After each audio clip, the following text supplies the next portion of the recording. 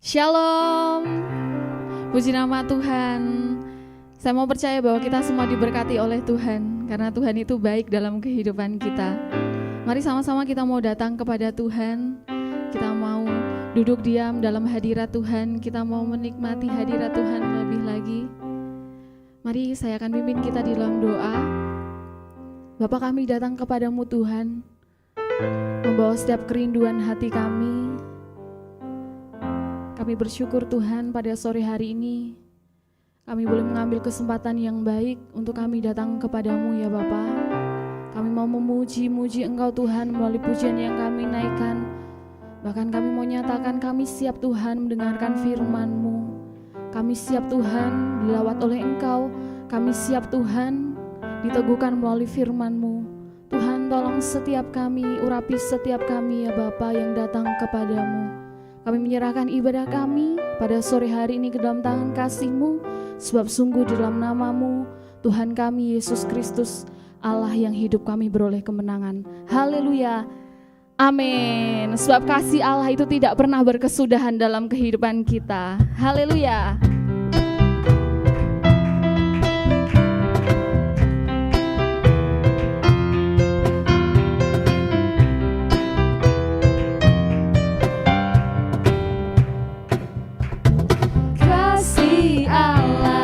Berkesudahan selalu baru setiap hari, rahmat-Nya pun tak pernah berakhir seumur hidupku. Kasih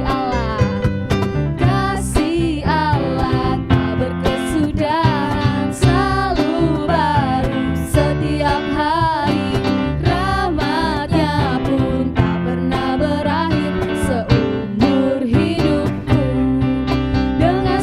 Citaku kan menari dengan sorak-sorai memuji, ku naikkan pujian haleluya, nyanyi bagi Dia Sang Raja, nyanyi bagi Dia Sang Raja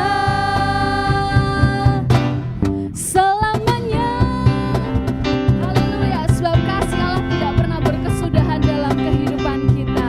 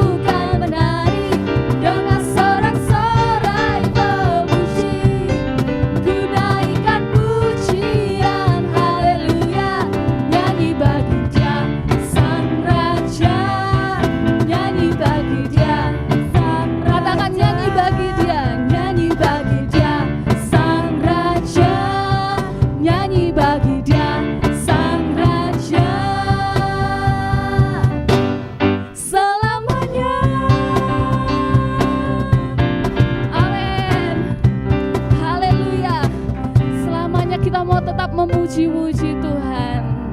Amin. Sebab Allah kita adalah Allah yang dahsyat dan berkuasa. Haleluya. Dari utara ke selatan.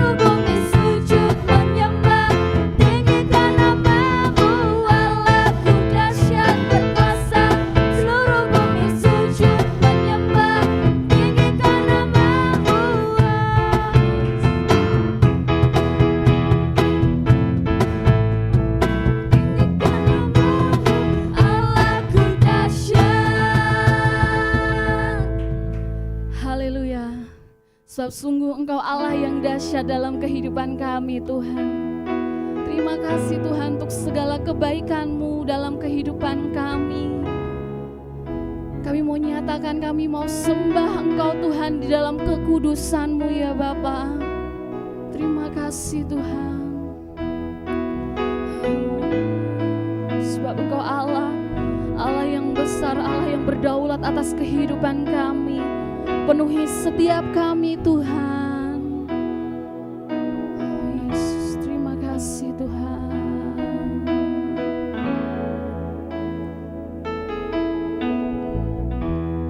Allah Roh Kudus,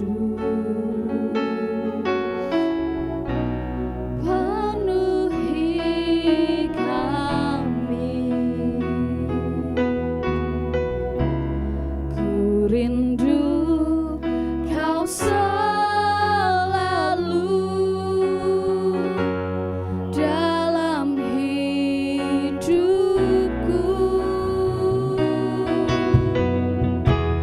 Allah Roh Kudus, ubah hatiku, culikan kami Tuhan,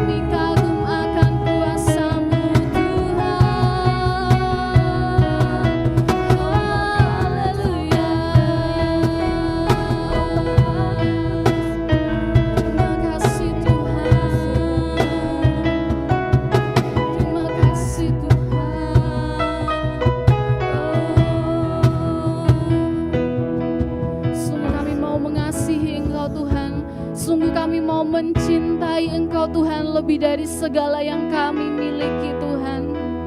Kami mau menyatakan hati kami, akal pikiran kami, semua yang kami miliki.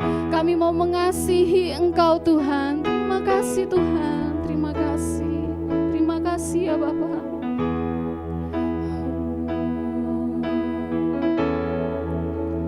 Ku cinta Kau, Yesus, ku puji Kau, Yesus, ku sembah Kau,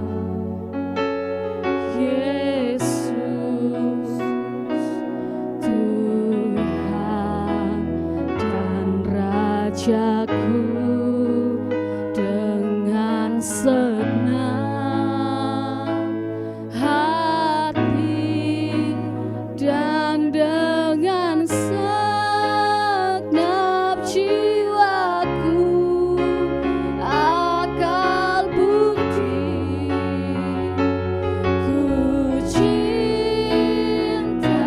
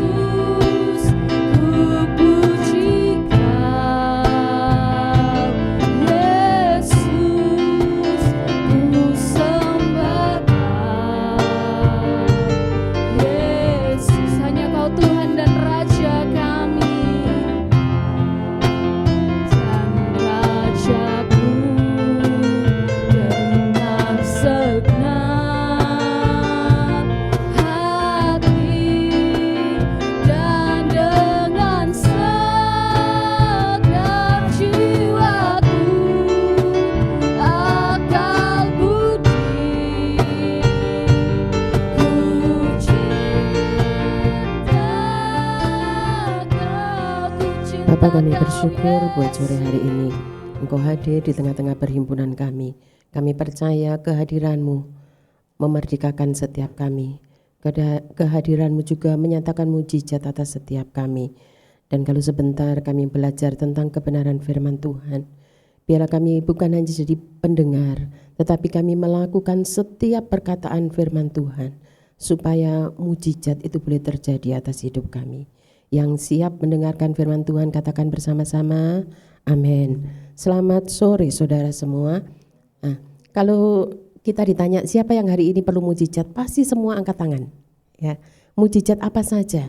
Anak-anak yang sekolah mungkin aku mau nilainya kumlot ya di atas rata-rata, atau kalau bisa lulus lebih awal daripada yang ditargetkan oleh Kementerian Pendidikan.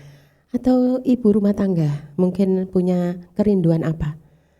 Kita percaya, kalau kita yakin, percaya dengan sungguh-sungguh, maka mujizat itu terjadi. Mungkin kita berpikir atau kita mulai mikir gini, itu kan dulu waktu zamannya Tuhan Yesus. Hari ini pun Tuhan Yesus ada di tengah-tengah perhimpunan saya dan saudara. Dia ada di sini, dia bisa menyatakan mujizat kepada setiap kita, pribadi lepas pribadi dengan caranya yang ajaib. Asal apa? Kita percaya. Kita lakukan apa yang Tuhan mau untuk kita lakukan, dan biarlah berkat firman itu akan jadi bagian saya dan saudara. Nah, kalau kita kembali ingat, ada banyak mujizat di dalam firman Tuhan yang hari ini saya mereview, mengingat ulang kembali supaya kita percaya, kita yakin bahwa Tuhan yang kita sembah dari dulu, sekarang, dan selama-lamanya kuasanya tidak pernah berubah. Dia tetap Allah yang berkuasa, dia tetap Allah yang menyatakan mujizat, dia juga Allah yang menyatakan dirinya supaya setiap kita anak-anaknya boleh berbahagia. Kalau kita mendengar beberapa kali kebenaran firman Tuhan, tujuan kita hidup di atas muka bumi ini apa? Tuhan ciptakan kita supaya kita jadi orang yang berbahagia. Dan kita percaya ada banyak orang yang menempuh jalan-jalan untuk menikmati kebahagiaan. Dan salah satunya hari ini, yaitu kita minta mujizat terjadi atas hidup saya dan saudara. Supaya mujizat itu membuat kita bahagia, membuat kita sembuh. Kalau kita sembuh dari sakit pasti kita bahagia. Kalau kita lepas dari keterpurukan atau masalah yang membelenggu hidup saya dan saudara, kita pasti bahagia. Apapun saat ini yang sedang kita alami, mari bersama-sama katakan, aku siap menerima mujizat Tuhan. Saya mengulang lagi, masih ingatkah saudara tentang perkawinan di Kana, yaitu pada waktu Tuhan Yesus. Ada perkawinan di Kana, dia hadir di situ bersama ibu dan murid-muridnya. Pada waktu pesta sedang diadakan, tiba-tiba mungkin karena itu tadi ya, undangan tidak sesuai dengan perkiraan, ternyata semuanya hadir. Dan pada waktu semuanya hadir pasti disuguhkan makanan. Dan ini yang habis anggur, minuman utama yang jadi simbol kebanggaan bagi orang-orang Israel. Pada waktu dikatakan anggurnya habis, lalu ada sesuatu yang Tuhan nyatakan di situ. Waktu dan saatnya Tuhan yang tepat. Dikatakan waktu itu anggur yang Tuhan ciptakan, bukan dari anggur perasan anggur, tetapi sesuatu yang orang tidak mungkin sangka. Bahkan dikatakan sampai pemimpin, di mana pemimpin pesta itu, dia tidak tahu dari mana anggur itu berasal. Dan kalau kita melihat ulang, anggur itu ternyata dari tempayan, di mana tempayan itu untuk membasuh kaki. Jadi kalau mungkin gentong ya, tempayan itu gentong untuk membasuh kaki. Itu ada di situ, 6 tempayan untuk pembasuhan kaki orang-orang yang mau masuk, karena mereka tidak berkendaraan seperti sekarang. Mereka harus berjalan kaki, naik unta, dan itu berpasir. Sehingga pada waktu masuk ke ruangan harus mencuci kaki. Dan ini dikatakan anggur yang buatan Tuhan. Itu adalah anggur terenak, bahkan anggur nomor 1. Kita buka di dalam Yohanes 2 ayat yang ke-6 dan yang ke-8. Yohanes 2 ayat yang ke-6 sampai yang ke-8, di situ dikatakan, di situ ada 6 tempayan yang disediakan untuk pembasuhan menurut adat orang Yahudi. Masing-masing isinya 2-3 buyung. 7. Yesus berkata kepada pelayan-pelayan itu, isilah tempayan-tempayan itu penuh dengan air, dan mereka pun mengisinya sampai penuh. Ayat yang ke-8, lalu kata Yesus kepada mereka, sekarang cedoklah dan bawalah kepada pemimpin pesta. Lalu mereka pun membawanya.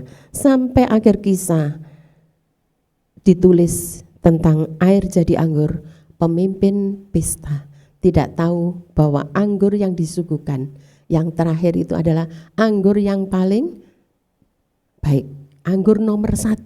Dikatakan bahwa loh, kok masih ada persediaan anggur, harusnya kan yang enak dulu baru yang tidak enak terakhir, karen-karen ya kalau orang Jawa ngomong. Tapi ini justru tadi yang disuguhkan sudah enak, ini malah lebih enak lagi. Karena apa? Karena ada campur tangan Tuhan yang berkuasa. Tidak semua orang tahu, tetapi Alkitab mencatat karena mujizat Allah, air dari tempat pembasuhan kaki akhirnya jadi anggur yang nomor 1 dan boleh dinikmati oleh banyak orang, sehingga dikatakan di situ tamu-tamu boleh menikmatinya. Yang kedua, kita mau ingat pada waktu Yesus menyembuhkan mertua Petrus dan orang-orang lain. Matius 8 ayat yang ke-14, di situ dikatakan Pada waktu Yesus bersama-sama dengan murid-muridnya, dia tiba di rumah Petrus. Yesus pun melihat ibu mertua Petrus terbaring karena sakit demam. Ayat yang ke-15. Maka dipegangnyalah tangan perempuan itu, lalu lenyaplah demamnya, dan ia pun bangunlah dan melayani dia. Jadi tadi yang pertama sesuatu yang mustahil dia buat. Nah, hari-hari ini ada banyak orang demam. Hari Rabu kemarin Bapak Gembala katakan, anak-anak kok banyak yang sakit ya? Iya, saya katakan. Malah ada 2 orang putra dari guru SLB juga yang masuk rumah sakit karena demam. Nah, hari itu saya temani, saya tunggui salah satu anak namanya Vincent. Dia makan lalu dia katakan, kepalaku mau pecah. Aduh, kepalaku mau pecah. Dia bilang, lalu saya pegang, dia demam, dia pilek, dia flu, dan dia katakan, kepalaku mau pecah, kepalaku mau pecah. Nah, saudara, sepulang dari Pondok Waras, saya mempersiapkan diri, saya istirahat sebentar untuk beribadah sore harinya. Nah, tiba-tiba kepala saya ini sakit sekali. Nah, saya tetap beribadah. Pulang dari ibadah, saya demam. Saya katakan ke suami saya, aku tidak enak badan sekali, demam. Tetapi saya percaya kalau hari ini saya boleh berdiri di tempat ini, saya bukan hanya menyampaikan kebenaran firman Tuhan, tetapi saya mengalami mujizat ilahi itu. Dan saya percaya saya sembuh dari demam saya mengalami kebebasan. Seperti ibu Petrus, mertua Petrus dikatakan pada waktu Tuhan pegang tangan perempuan itu, lalu lenyaplah demamnya, ia pun bangunlah dan melayani dia. Dan saya tahu kalau saya hari ini berdiri di tempat ini, demam saya sudah lewat, saya boleh bangun, saya boleh melayani dia, menyampaikan kebenaran ini. Karena saya tahu mujizat sampai hari ini masih berlaku. Saya percaya setiap kita yang hari ini, saudara mendengar kebenaran firman Tuhan, saudara yang sakit, biarlah jamahan Tuhan sore hari ini menyembuhkan setiap kita. Yang ketiga, minyak seorang janda. Mungkin tadi yang pertama, anggur, air jadi anggur. Yang kedua, sakit, Tuhan bisa buat. Dan yang ketiga, kalau kita punya hutang, Tuhan bisa bayar enggak hutang kita? Bisa. Karena Alkitab pernah mencatat dan kita mempelajarinya, dan dikatakan di sini melalui nabi Allah, Tuhan buat mujizat dengan caranya yang ajaib.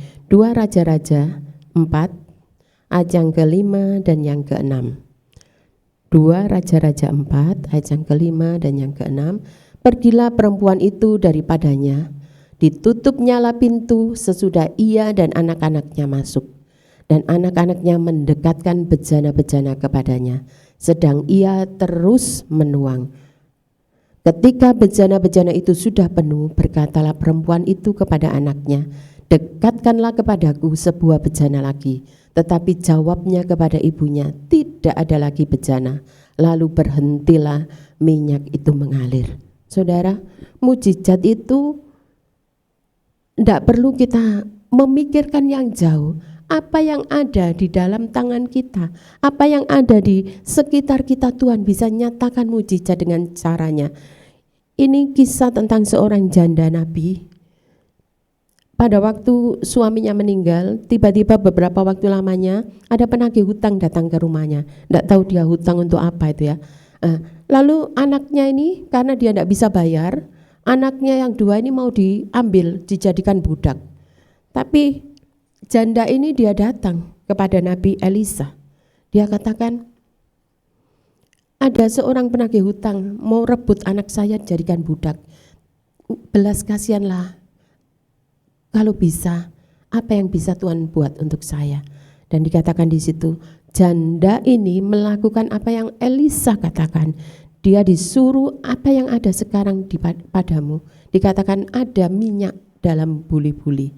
Dan pada bejana itu lalu dikatakan, pulanglah, pinjemlah botol-botol yang lain atau bejana-bejana yang lain, lalu tutup pintumu, kamu masuklah di situ bersama 2 anakmu, lalu tuang itu minyak sebanyak bejana atau tempat yang kamu pinjam, maka minyak itu akan mengalir. Dan pada waktu terakhir dikatakan, anaknya mengatakan tidak ada lagi bejana, lalu berhentilah minyak itu mengalir. Nah, saudara, ini sepertinya sesuatu yang sederhana, tetapi janda ini bisa mengalami mujizat karena dia menurut apa perkataan hambanya. Percaya perkataan Tuhan Yesus. Pada waktu perkawinan di Kana tadi, semua murid nurut apa kata Tuhan, makanya terjadi mujizat. Pada waktu Yesus menyembuhkan ibu mertuanya Petrus, dia memegang tangan, tidak pergi jauh, tidak lari, tapi Tuhan pegang tangan ibu mertuanya sehingga dia sembuh. Ada hubungan yang dekat, ada kedekatan. Dan yang ketiga, pada waktu janda ini dia perlu untuk membayar hutang yang dia punya. Tuhan nyatakan mujizatnya dengan apa? Apa yang ada padamu, yaitu minyak. Dia tuang karena disuruh oleh Nabi Elisa, pinjam tempat lebih banyak ke tetangga. Dan dikatakan dari situ, bayar hutangmu dan kamu hidup bersama dengan anakmu dari hasil penjualan minyak itu, dari sisa hasil penjualan minyak. Saudara, sudah 3 hal saya mengingatkan setiap kita, bahwa dalam hal kecil sekalipun Tuhan bisa nyatakan mujizat dan kuasanya. Masih ingatkah saudara tentang kisah janda di Sarfat, di sebuah kota di daerah Sidon? Di situ ada Nabi Elia. Pada waktu Tuhan suruh untuk Nabi Elia ini pergi ke sana, aku akan menghidupi kamu melalui seorang janda. Akhirnya dari janda ini setiap hari dia kasih makan dan minum dengan mujizat yang ajaib. Tepungnya tinggal segenggam, minyaknya tinggal sekali tuang. Tetapi karena janda di Sarfat ini, dia melakukan apa yang Nabi Elia katakan. Jadilah mujizat. Dibuka dalam 1 Raja-Raja 17 ayat yang ke-13. Mulai 1 Raja 17 ayat 13. Ya, jadi di situ dikatakan, tetapi Elia berkata kepadanya. Pada waktu Elia kelihatan dari jauh, pada waktu dia masuk di gerbang Sarfat, dia melihat ada perempuan sedang memungut ranting-ranting kayu. Lalu dikatakan, aku mau minta makan ke kamu. Nah, coba. Tetapi Elia berkata kepadanya, jangan takut, pulanglah, buatlah seperti yang kau katakan. Tetapi buatlah lebih dulu bagiku sepotong roti bundar kecil daripadanya, dan bawalah kepadaku.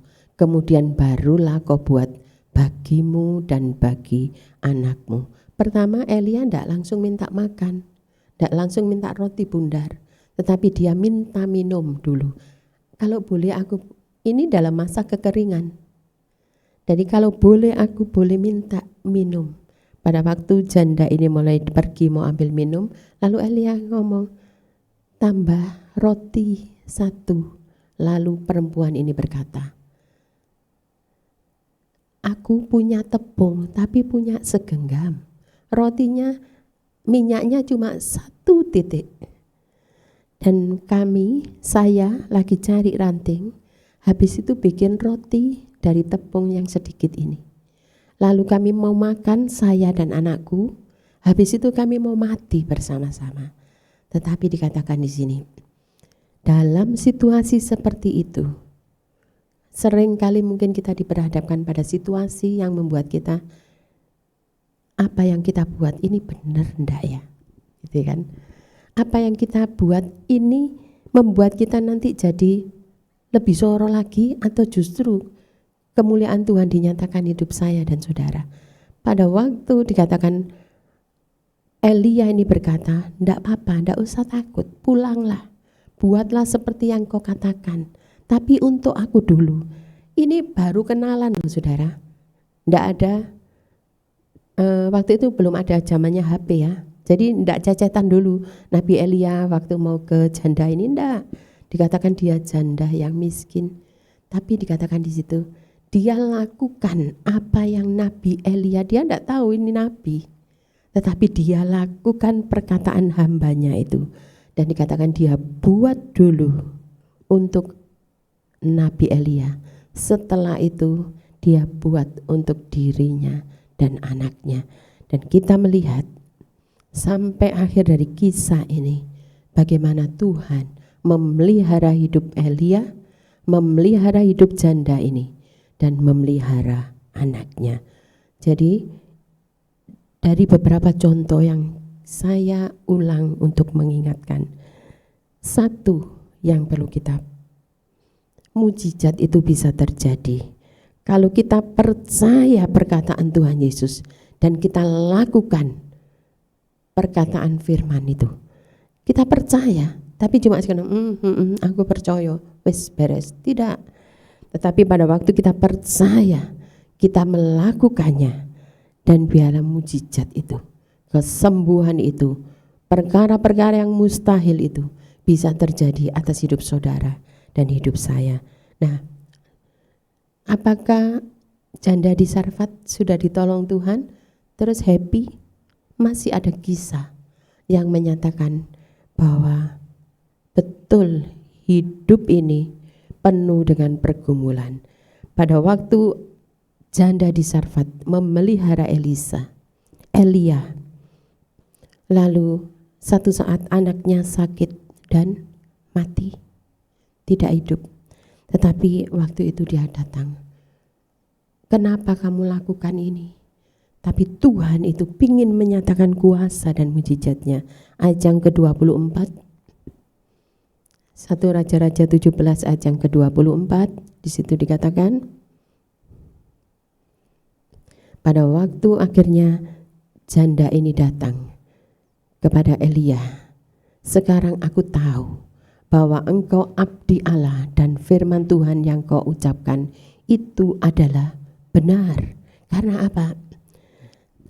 Bukan hanya dikasih makan selama beberapa waktu lamanya, tetapi di situ dikatakan Elia juga melalui tangannya Tuhan menyatakan kuasa, bukan hanya sembuh, tetapi dia hidup. Anak janda di Sarfat itu akhirnya dihidupkan oleh Elia dengan caranya yang ajaib. Dia bawa anak itu, lalu Elia berdoa, dia juga tidur di atas anak itu. Dia minta kuasa kesembuhan terjadi, dan akhirnya dikatakan orang ini, perempuan ini bukan hanya menikmati kebaikan Tuhan, tetapi dikatakan benar. Aku tahu sekarang bahwa engkau abdi Allah dan firman yang kau ucapkan itu adalah benar. Nah, jadi tadi sekali lagi ya, jadi kenapa mujizat itu bisa terjadi? Yang pertama, saya ulangi lagi, kalau kita percaya perkataan Tuhan Yesus dan kita lakukan perkataan, bukan perkataan manusia loh ya, tapi perkataan Tuhan Yesus, kita lakukan firman itu di dalam hidup dan keseharian kita, maka mujizat itu akan terjadi atas hidup saudara dan saya. Yang kedua, kalau kita melihat, apakah di dunia tidak ada janda? Ada banyak janda-janda di Israel. Tetapi kenapa kok waktu itu Tuhan suruh Elia ini pergi ke Sarfat di Sidon, di daerah Sidon? Kenapa? Tuhan mau menyatakan bahwa yang bisa mengalami mujizat itu orang yang beriman. Banyak janda, tetapi yang percaya, yang bisa melakukan Tuhan kan tahu isi hati kita, betul? Karena Dia tahu setiap hati, isi hati kita masing-masing. Sebelum Dia menyatakan kuasa dan mujizatnya, Tuhan dari surga sudah melihat. Anak ini percaya kepadaku, ibu ini percaya kepadaku, janda ini percaya kepadaku. Makanya dikatakan, kenapa waktu itu, pada waktu Tuhan ngomong, pada waktu Dia masuk di dalam bait Allah, Dia terima itu, Dia harus baca perkamen, pada hari ini Roh Allah ada padaku. Nah, disampaikan itu. Lalu Dia ngomong, salah satunya tentang 3 hal. Kenapa Tuhan kok menyatakan bahwa banyak janda di Israel, tapi Tuhan suruh janda yang di Sarfat menikmati mujizat Tuhan. Dia mengalami pemeliharaan Tuhan bertahun-tahun, dan dia juga mengalami bagaimana anaknya dihidupkan oleh kuasa Tuhan. Kita buka di dalam Lukas 4 ayat yang ke-25 sampai yang ke-27. Lukas 4 ayat yang ke-25. Dan aku berkata kepadamu, dan kataku ini benar, pada zaman Elia terdapat banyak perempuan janda di Israel, ketika langit tertutup selama 3 tahun dan 6 bulan, berarti 3,5 tahun. Dan ketika bahaya kelaparan yang hebat menimpa seluruh negeri. 26. Tetapi Elia diutus bukan kepada salah seorang dari mereka, melainkan kepada seorang perempuan janda di Sarfat di tanah Sidon. 27. Dan pada zaman Nabi Elisa banyak orang kusta di Israel, dan tidak ada seorang pun dari mereka yang ditahirkan selain daripada Naaman orang Syria itu. Betul. Ada banyak orang sakit kusta, ada banyak orang sakit hari-hari ini juga. Tetapi Tuhan menyatakan mujizat tidak kepada banyak orang. Karena mereka apa? Mereka tidak percaya. Pada waktu Naaman dia sakit kusta, masih ingat kisahnya? Dia disembuhkan bukan dengan cara yang dia duduk manis di rumahnya yang megah. Tetapi dikatakan Panglima Naaman ini, dia harus mandi. Ada banyak sungai yang bagus, tetapi dia harus mandi di sungai yang kotor. Tetapi karena ada seorang yang menguatkan, yang mengajak, memperkenalkan dia datang kepada Nabi Elisa. Dikatakan di situ, akhirnya dia mandi. Dan pada celupan yang ke-7 kali, dia akhirnya jadi tahir. Badannya tidak ada beruntus-beruntus nanah, tetapi dia sembuh. Kulitnya seperti bayi. Karena apa? Yang pertama, karena dia beriman, dia percaya bahwa nabi yang dikatakan Nabi Elisa, yang dikatakan oleh bujangnya ini, yang dikatakan oleh pembantunya ini, itu adalah utusan Allah. Dan dia percaya. Meskipun awalnya dia ragu, ada banyak sungai yang lebih bersih. Kenapa kok aku harus mandi di tempat ini? Tapi akhirnya di situ pembantunya katakan, cuma disuruh mandi saja, enggak apa-apa. Ajudannya katakan, cuma disuruh mandi, enggak apa-apa. Dan karena ketaatannya, dia melakukan perkataan Tuhan. Dia melakukan apa yang Tuhan firmankan melalui nabinya. Jadilah mujizat atas Naaman. Hari ini, apapun pergumulan saudara, percaya 2 hal ini. Percaya perkataan firman Tuhan, percaya perkataan Tuhan, baik melalui firman-Nya atau dia datang secara pribadi. Saudara dengar suara Tuhan, lakukan. Pasti kesembuhan, pasti mujizat itu akan terjadi. Dan yang kedua, lakukan semua bukan dengan persungutan, tetapi dengan iman, keyakinan yang penuh. Supaya apa? Supaya dengan iman itu juga kita mengalami kesembuhan. Saudara yang saat ini sedang menghadapi jalan buntu atau pergumulan yang berat, lakukan firman Tuhan. Lakukan apa yang Tuhan lakukan harus kita buat. Maka percayalah, melalui iman kita yang kita taruh, kita pertaruhkan di tangan Tuhan yang berkuasa, itu akan jadi kesembuhan masalah kita, pergumulan apa saja boleh terjadi. Saudara, saya berhenti menyampaikan kebenaran firman Tuhan, tapi satu yang mau saya katakan, kalau tadi malam saya dijamah oleh Tuhan, hari ini saya berdiri di tempat ini juga karena dijamah oleh Tuhan. Beberapa waktu yang lalu saya jumpa juga dengan jemaat Tuhan. Dia katakan, dokter memvonis ada kencing batu, ada kencingnya jadi batu di sini, sampai dia sakit sekali di punggungnya. Tapi satu saat pada waktu minum obat, dia datang ke dokter untuk tes apakah batunya semakin besar atau kecil. Dia imani batunya hilang. Dan pada waktu dia jumpa dokter katakan, iya, batunya sudah hilang. Saudara, ini mari kita mau belajar. Saya belajar karena saya perlu Tuhan. Saya belajar terus untuk saya belajar berjalan dengan iman saya, dan saya belajar percaya dengan perkataan Tuhan karena Dia segalanya bagi saya. Dia harapan satu-satunya bagi saya. Saya tidak bisa bergantung kepada orang lain karena saya tahu Dia yang menciptakan saya, Dia juga yang bisa mendandani saya, Dia juga yang menyediakan segala sesuatu bagi saya karena Dia segalanya bagi saya. Mari kita berdoa. Bapa, terima kasih karena sore hari ini kami kembali diingatkan bahwa ada banyak mukjizat yang Engkau sudah buat ribuan tahun yang lalu bagi orang-orang dari kelas rendah, menengah, bahkan kelas atas dengan cara-caramu yang ajaib. Dan hari ini hamba percaya, setiap kami biarlah kami juga percaya bahwa mukjizat-Mu sampai hari ini masih berlaku. Hamba bersyukur untuk kebenaran yang sudah hamba sampaikan. Biar Roh Kudus akan terus berbicara kepada seluruh umat Tuhan dengan cara-cara yang ajaib secara pribadi.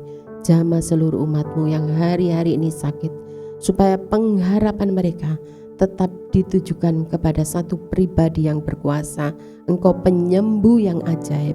Kalau hari ini juga ada jemaat-Mu, ada umat-Mu yang mengalami masalah, beban berat yang tidak bisa dilepaskan, biarlah Engkau juga Bapa yang sanggup melepaskan segala beban, memberikan kemerdekaan bagi setiap kami. Apapun pergumulan umat-Mu sore hari ini, hamba percaya Tuhan, pada waktu kami angkat hati, kami angkat tangan, kami tanda menyerah di hadapan Engkau, Engkau sendiri akan turun tangan, menolong dan menopang setiap kami. Terima kasih Bapakku, terima kasih. Mari angkat tangan saudara, terima berkat Tuhan, kasih karunia Tuhan Yesus Kristus, dan kasih Allah dan persekutuan Roh Kudus menyertai kita sekalian. Amin. Selamat sore, Tuhan Yesus memberkati.